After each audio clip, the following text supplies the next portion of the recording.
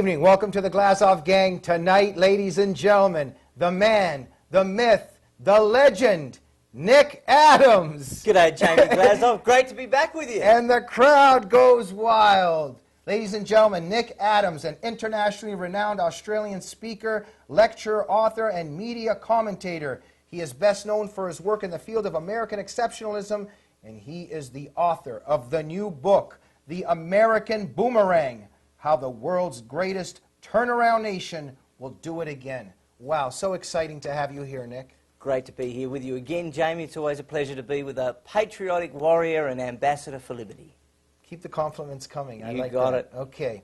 Nick, real honor to have you here. This book, you know, I have to tell you, Nick, you really strike a chord in my heart because my parents are immigrants. I came here when I was 5 years old, and I love this country so much. And when I was reading your book, so many things really resonated with me. We're going to get to that. Let's begin.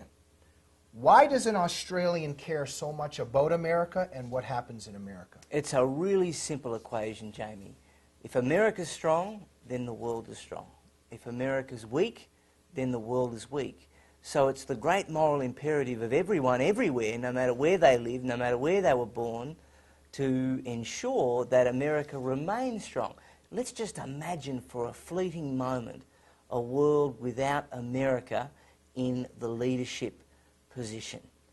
Terror, tyranny and torture would reign. Individual liberty would be gradually diminished. Let's think about what would happen to nations such as Israel, Australia, Taiwan, South Korea. The list goes on.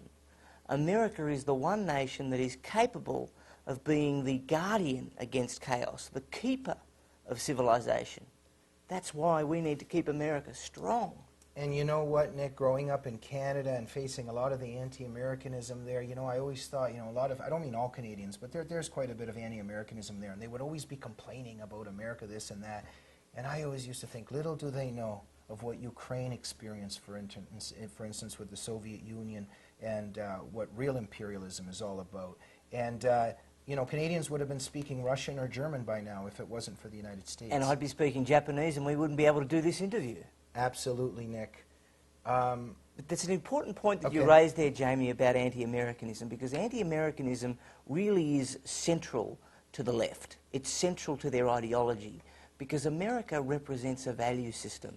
It's much more, it's much bigger, it transcends borders, much more than a country. And that value system, the ideals that America represents, they are the antithesis of the left European secular model. You see, America is proof positive that American values work. It's the scar on the left's Mona Lisa. It's the one place that basically proves that everything that the left stands for doesn't work and is failed. Nick, well, let's begin with what works and why it works. And the way we're going to do that is, let's put a picture of Nick Adams up for a minute with his cowboy hat while we discuss this. One of your chapters, Chapter 1, The Cowboy Spirit. And boy, did I love that. Talk a little bit about that. Well, you know, Jamie, I think in every American, particularly in the traditional quintessential American that the entire world considers, there really is a bit of the cowboy spirit. Americans, compared to the rest of the world, are very self-reliant. They're very independent. They tend to be suspicious of government. They tend to be somewhat anti-authority. They tend to see the world in black and white. It's a bit like what John Wayne said, you know, if everything isn't black and white, then why the hell not? And I think that that's one of the things that defines America and American exceptionalism.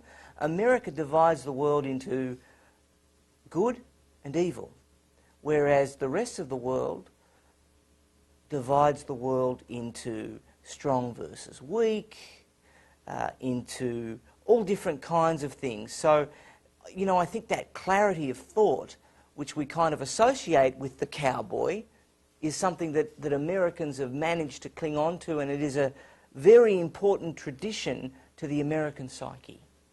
If you could either be John Wayne or Clint Eastwood. Oh, that's a tough one. Who would you? Jamie Glazov, you always ask the hardest questions. Or 50%. Clint Eastwood. Well, yeah, could I do a shared DNA? Could that work? You want to be both? I would love to be But both. if you had to choose one? I'd have John Wayne? John Wayne, Jamie Glazov, John Wayne. Driving here today, I went past the John Wayne Airport. Okay. So there you have it. Nick Adams, chapter 3. What a chapter. Politically incorrect chapter. Faith. The Christian faith, which you argue very powerfully, is at the center of the U.S. exceptionalism web. Tell us a bit about that. Well, that's right, Jamie. You know, America is the one major industrialised nation in the world. And while America, obviously, religiosity in America has declined, like everywhere else in the world, it is still infinitely more religious than anywhere else. And I do believe that the Christian faith is at the centre of the American exceptionalism web. I think it is where America derives its goodness, its optimism, its gratitude, and its charity. And the Christian faith, along with the concept of small government or limited government, which the American founding was all about, has presented America with a situation where people are much more likely to give to charitable causes, for an example.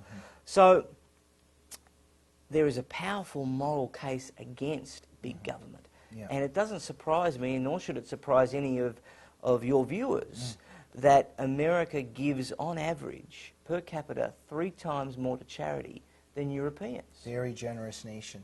Without And a Nick, doubt. what you also show, which I've always been so inspired by, is in the Judeo-Christian tradition that man is created in the image of God. That's right. And has his inalienable rights. And this is so different from anywhere in the world. For instance, in Russia under Putin, they don't care about the individual. Individuals can die. The center is the government. Everything's about the government. Whereas in the United States, it's about the individual and his rights. That's right. It's an individualistic society, Yeah. and it's the only one on earth, Jamie Glazov. It's the only one on earth. The rest of the world is into this collectivism stuff. And that's why the rest of the world is in a very, very bad way. And America has always been the light that we have looked to. And America can never afford to lose its individualistic nature and elements. And that focus on the individual is the best recipe for success, for achievement, and for the future. And part of that recipe, Nick, chapter 10, armed. You're a big fan of the Second Amendment, and you think it's the centerpiece of American exceptionalism and also the protection of American exceptionalism. Talk a little bit about the right to bear arms. Well, I do think that the Second Amendment represents the very finest of American exceptionalism. You see, this whole idea, Jamie, that people or civilians should not be armed unless they work for the government. I mean, America was founded on precisely the opposite premise. So the Second Amendment, to me, speaks volumes. Without the Second Amendment, Jamie, the Constitution isn't worth anything. Without the Second Amendment, there are no other amendments. And I believe that it speaks, again, to the psychology of the American. This idea that Americans want to not have to rely on anybody else. And they want to feel comfortable in being able to protect themselves against criminals, against the government, being able to defend themselves, their property, their family. And those things are really important. I think that that's something that America, I mean, you take away the guns of America, Jamie, you take away America. Absolutely. Nick, let me focus in on something that really struck a chord with me. I come from a Russian background. Many beautiful things about Russian culture, about my people, Russian literature. I could go on and on. Russian women are not bad either. You're absolutely right, Nick. We can throw some Ukrainian women in there as well. Why right? not? But Nick, there's also something that comes with Russian culture and what communism had done to the Russian character, I would argue, but that it even existed before. And that is that often you're frowned upon if you're different. You're frowned upon if you do something on your own or if you pursue success, etc., even among people. And you love the competitiveness and individualism in the American society. And you write about how other nations strive for mediocrity, but America strives for greatness. And you write that the Australia that you grew up in and still live in, quote, is hostile to anyone with initiative, self-esteem, and the ability to make money. Now, to us, this is very strange. here. But if you really stand out and start making money, or you're, very unique and individual, that's actually frowned upon. And that really touched a chord in me, because there's some elements in my own background, and where there's a little bit of a rift and a collision between the younger generations that grow up here and the older generations, where the new generations that come here just believe in standing on your own and achieving and being different. Talk a little bit about that. Yeah, that's right, Jamie, and you of all people would understand, and it's one of the things that I really appreciate about you. It's one of the things. And one of many. the things. Oh, we'll do another show. The list on is that. too long. But Jamie, in other countries, success is resented. In other countries, success is frowned upon. Mm-hmm. In other countries, people that are successful are targeted by the media, by the culture, by the public. And it's really unfortunate. And part of the American dream has always been that people love success in America. Yes.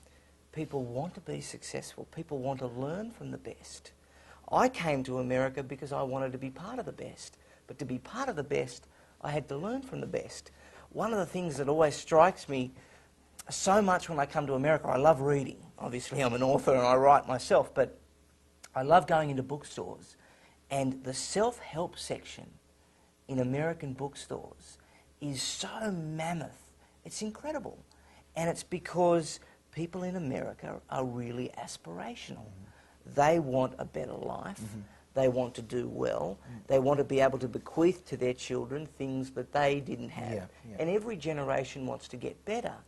I find that so refreshing. Amen. And another thing, that in other cultures and societies, if somebody has a cow, you want to go kill that cow so they don't have the cow. Whereas in America, you can say, hey, he got a cow, I'm going to go get myself a cow too. Because 5 of them. Because in America, it's possible, right? Precisely. Exactly right. Nick, very touched the themes you talk about, that in America, the culture of the underdog. That doesn't exist in other places. It doesn't, I think that Americans really do appreciate people that have nothing and want everything. And they get behind people like that. And that's the beauty of America. I mean, more than anywhere else, it really is a meritocracy. If you are prepared to work as hard as you can, and if you are prepared to harness the gifts that God's given you, and continually improve your skills and combine that hard work and those gifts and those skills and that persistence, then you can go on and do wonderful and marvelous things that no one ever expected of you. And I think Americans really get behind that, because Americans believe in dreams, Jamie. It's why you and I are here. It's why so many people from all around the world want to come to America, because it's the one place where, 1, you're allowed to dream, and 2, you've got the best chance of your dream materializing, the best chance of your dream coming true. Absolutely. And Nick, you might run into some trouble with the politically incorrect crowd for many reasons, but one of your themes that I found interesting is you, with great hope and inspiration about America. We're talking about how the American male exudes masculinity, and of course something that you exude very much, I must tell you. But we know that there are certain forces in the United States and in the world that want to kill that. And, they're into the gender blurring and making male, female equal, not necessarily where we believe in equality, but in every single way where there's not actually no difference between masculinity and femininity. And you talked a little bit about that and how much you love that notion of manhood in the United States. Talk a bit about that. Well, that's right, Jamie, and let me just start off by saying something that I'm sure that you agree with. That you're very masculine. That goes without saying. Okay. I could not care less what the politically correct think about what I have to say.